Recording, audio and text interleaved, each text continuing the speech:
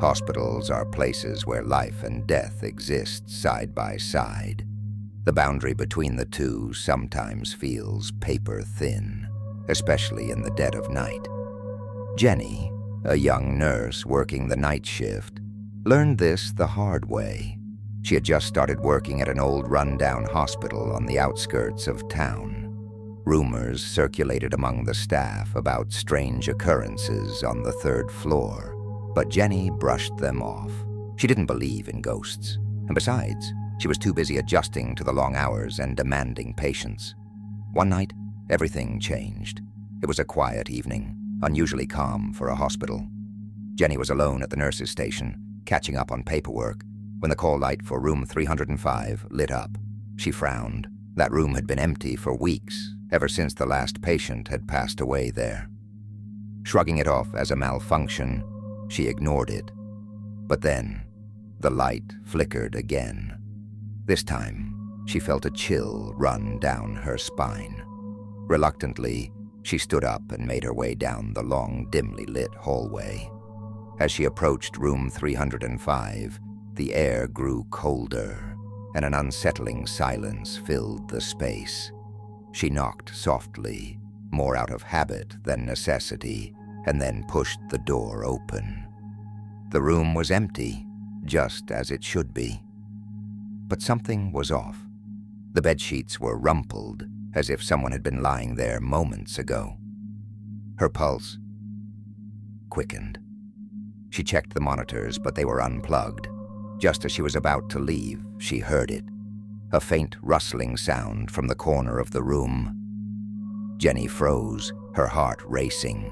Slowly she turned, and there, sitting in the chair by the window, was a woman.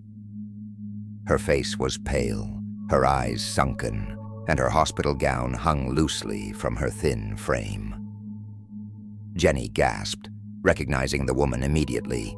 It was the patient who had died in that very room weeks ago.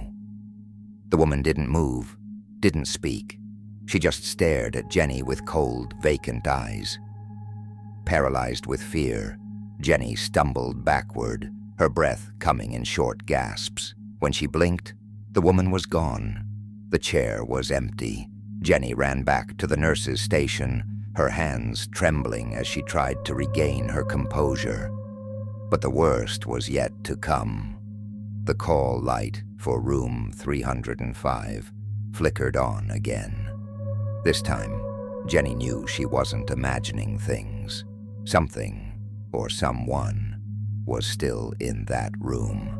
For the rest of her shift, she couldn't shake the feeling of being watched. Every time she passed the door to room 305, she swore she could see a shadow lurking just beyond the doorway. The next day, she requested a transfer to another floor. She never went near the third floor again. Moral: not every soul finds peace, and some spirits linger in places where their final moments were spent. Sometimes, what we cannot see can still be very real.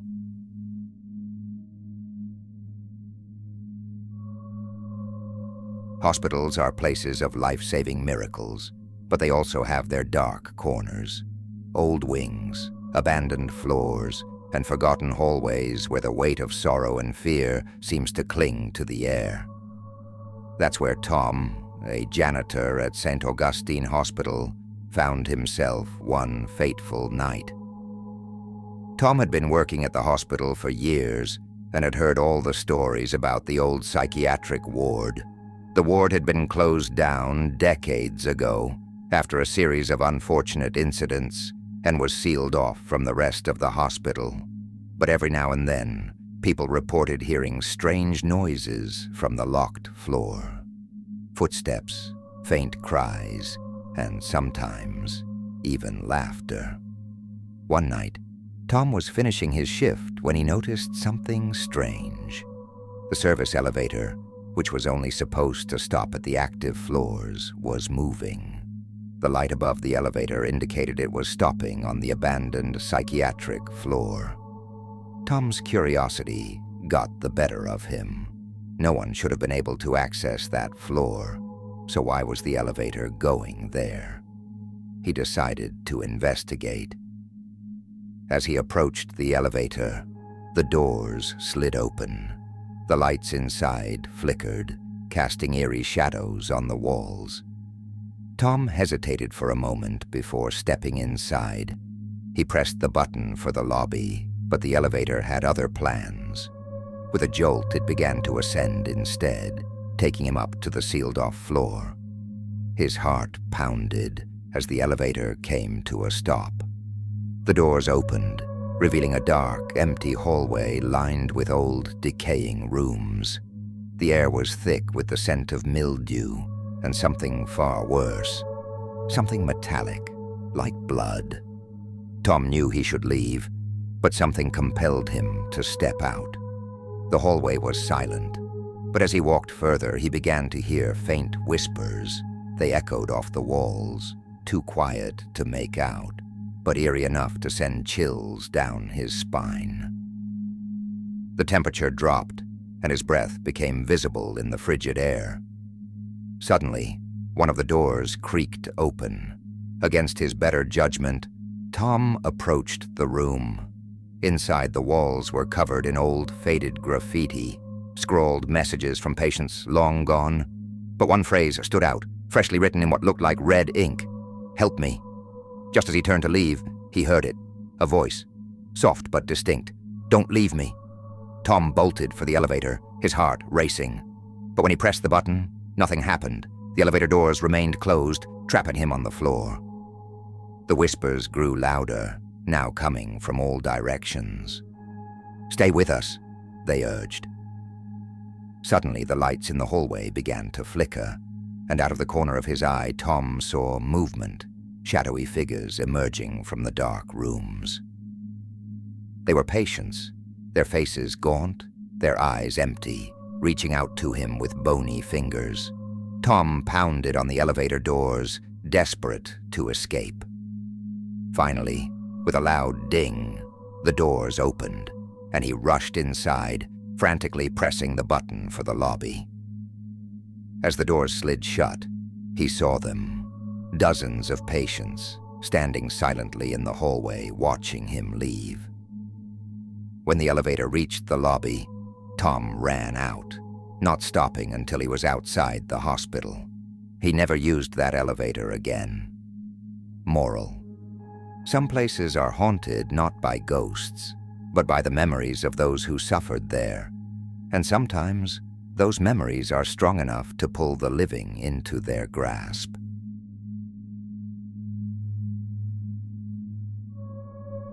In the chaos of a busy hospital, it's not unusual to see unfamiliar faces, especially during shift changes. But there was one face at Mercy General Hospital that stood out. A doctor who only appeared during the night shift. No one knew his name, and no one seemed to know where he had come from. But the staff soon realized that something was very wrong about him. Sarah, a young intern, had heard whispers about the night doctor, but thought it was just a creepy urban legend. That was until she saw him herself. It was late, around 3 a.m., and the hospital was unusually quiet. She was making her rounds when she spotted him at the end of the hallway. He was tall, wearing an old-fashioned doctor's coat, and had an unnerving, hollow expression on his face. She nodded politely as she passed, but he didn't respond. His eyes, dark and empty, followed her as she walked by. A cold chill ran through her, and she couldn't shake the feeling that something wasn't right. Later that night, she mentioned him to one of the nurses, hoping to learn more about him. But the nurse's face went pale. "There's no doctor working that shift," she said. "He's been dead for years." Sarah laughed nervously, thinking it was some kind of joke. But the nurse was serious. The night doctor, she explained, had been a surgeon at the hospital decades ago. He was rumored to have performed illegal experiments on his patients, and one night, something went horribly wrong. He had died under mysterious circumstances, and ever since, Staff had reported seeing him wandering the halls, searching for his next patient. Sarah didn't believe it until she saw him again.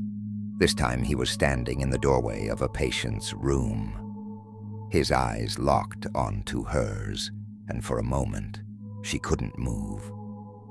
Then, without a word, he disappeared. The next morning, the patient in that room was found dead. His cause of death was listed as natural, but Sarah couldn't shake the feeling that the night doctor had something to do with it. She wasn't the only one. Over the next few weeks, other staff members began reporting similar encounters. Patients who had seen the doctor during the night often didn't survive until morning. Eventually, Sarah requested to transfer to the day shift. She couldn't bear the thought of seeing him again, lurking in the shadows of the hospital. But every now and then, late at night, she would hear whispers from the other staff. The night doctor was still there, watching, waiting for his next patient. Moral: some spirits linger in the places where they caused the most harm, continuing their dark work even after death. And in the sterile, silent halls of a hospital, it's easy to forget that not all who walk there are living. Overall, moral: hospitals are places where life meets death, where hope and despair collide. But sometimes, the past leaves behind echoes that are too strong to fade away. These stories remind us that not all who linger in hospitals are patients or staff, and that sometimes the most terrifying things are the ones we cannot see or understand.